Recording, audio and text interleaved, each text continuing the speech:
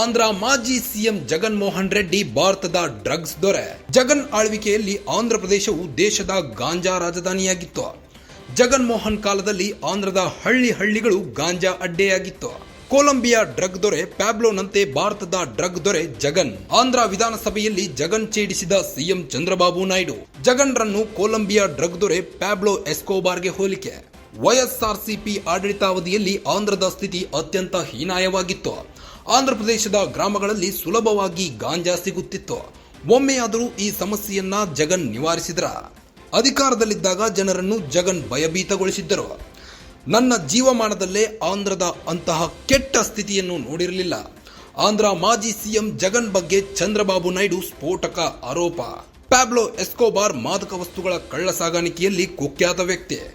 ಪ್ಯಾಬ್ಲೋನದ್ದು $100 ಕೋಟಿ ಬೆಲೆಯ ಡ್ರಗ್ಸ್ ಮಾರಾಟ ಜಾಲ. ತನ್ನನ್ನು ವಿರೋಧಿಸಿದ ರಾಜಕಾರಣಿಗಳು, ನಾಯಕರನ್ನು ಕೊಲ್ಲುತ್ತಿದ್ದ ಡ್ರಗ್ಸ್ ದೊರೆ ಪ್ಯಾಬ್ಲೋಗೆ ಹೋಲಿಸಿ ಜಗನ್ಗೆ ಟಾಂಗ್ ಕೊಟ್ಟ ಚಂದ್ರಬಾಬು ನಾಯ್ಡು.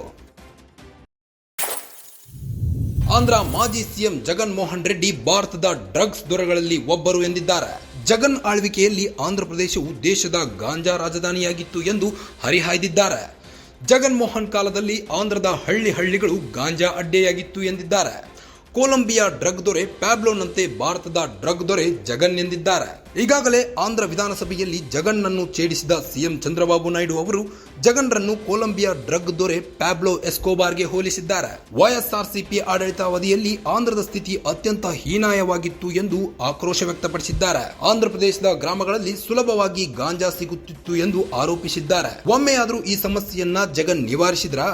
ಅಧಿಕಾರದಲ್ಲಿದ್ದಾಗ ಜನರನ್ನು ಜಗನ್ ಭಯಭೀತಗೊಳಿಸುತ್ತಿದ್ದರು, ಗುಂಡಾಗಿರಿ ರಾಜಕಾರಣಿ ಮಾಡುತ್ತಿದ್ದರು ಎಂದಿದ್ದಾರೆ. ನನ್ನ ಜೀವಮಾನದಲ್ಲೇ ಆಂಧ್ರದ ಇಂತಹ ಕೆಟ್ಟ ಸ್ಥಿತಿಯನ್ನು ನೋಡಿರಲಿಲ್ಲ.